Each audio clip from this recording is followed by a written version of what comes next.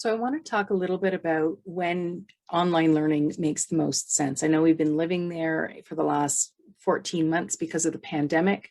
So obviously the last little while it's made a lot of sense, but post-pandemic, we'll probably want to evaluate what do we keep online, what do we maybe move to e-learning, and what do we go back to having an in-person approach. So I want to talk about outside of a pandemic, when online training makes the most sense. So really what it does is it replicates an in-person classroom experience really well for a dispersed audience. So a little bit it overlaps with when would I want to use an in-person approach. So there's three areas to consider. One is the content. So first of all, the content that lends itself well to online training is content with a nuance I'm going to use. So we're looking at just not kind of basic binary black and white, yes, yes, no, or steps in a process like a systems training or something like that.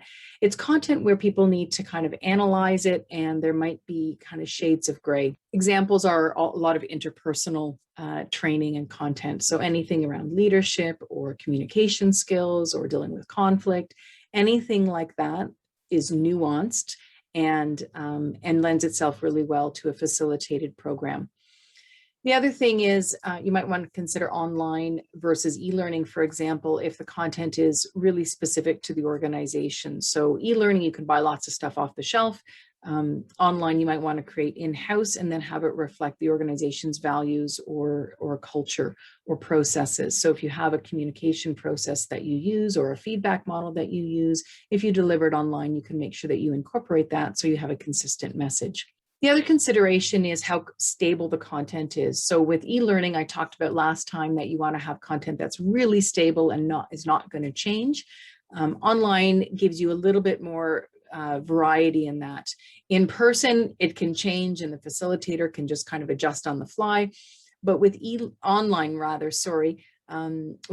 content, the design process is more involved. So because of that, you want to have content that's mostly stable. It might shift a little bit. So for example, you might have an established sales process. If you know you're not going to change the sales process, that's fairly stable.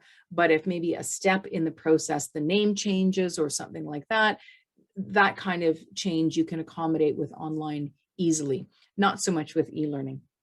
The second thing to consider is your audience. So again, I mentioned earlier, you have a geographically dispersed audience. You can adapt them all at once.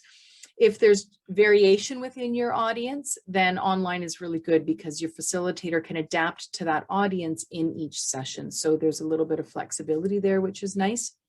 The third consideration is pricing.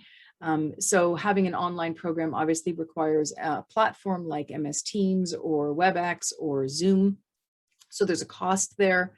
The other consideration is that really good online design takes time and takes money. So in the pandemic, many of us just kind of got it out the door and maybe we're winging it a little bit. If we want to have an online program that truly engages our audience, it takes time to do that. We need to think about the technology, the design, and then the online facilitation skills, which are different than in person. Lastly, in terms of an expense, there's a moderate expense going forward. So paying for that hosting platform and any other third-party technology that you're using to boost engagement and collaboration. So that's when I would consider onlining outside of a pandemic situation. There's certainly a great opportunity to leverage it and lots of advantages with it. So I hope that helps.